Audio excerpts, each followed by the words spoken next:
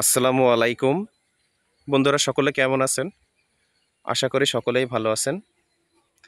আজকে আপনাদের একটা পুরাতন স্থাপনার ভিডিও নিয়ে হাজির হলাম। যশোর জেলার ঝিকরগাছা উপজেলার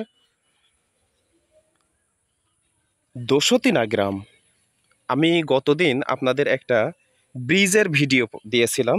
ঠিক ব্রিজের পাশেই এই পুরাতন স্থাপনাটি আছে।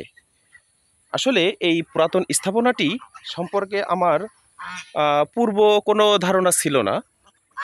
আহ, এ সম্পর্কে আমি জানতাম না। আমি যখন ব্রিজের ভিডিও করতে এসেছিলাম, ঠিক তখন এই মসজিদে মাগরিবের নামাজ পড়েছিলাম।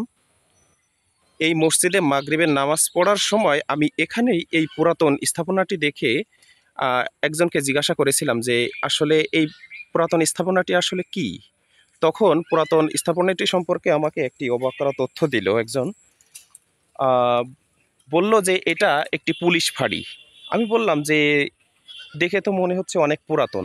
তা তিনি বললেন যে এটা অবশ্যই অনেক পুরাতন এবং এটা 47-এর আগে, 1947-এর আগের পুলিশ ফাঁড়ি। 1947 সালের আগের, অর্থাৎ ব্রিটিশ আমলের পুলিশ ফাঁড়ি। এখানে এটি এখনও বাংলাদেশ পুলিশ এর আন্ডারে আছে, আমি যেটা শুনতে পেলাম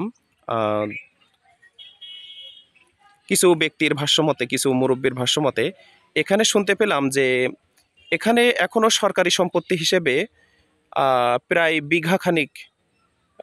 বিঘাখানেক এখনও জমি সরকারি আন্ডারে আছে। অর্থাৎ এটা এখনও সরকারি সম্পত্তি হিসেবেই আছে। হ্যাঁ, এখানে এখনও প্রায় বিঘাখানেক সম্পত্তি সরকারি সম্পত্তি হিসেবে এখনও রয়ে গিয়েছে।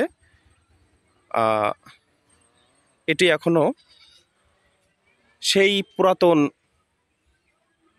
ঐতিহ্য নিয়ে এখনও দাঁড়িয়ে আছে।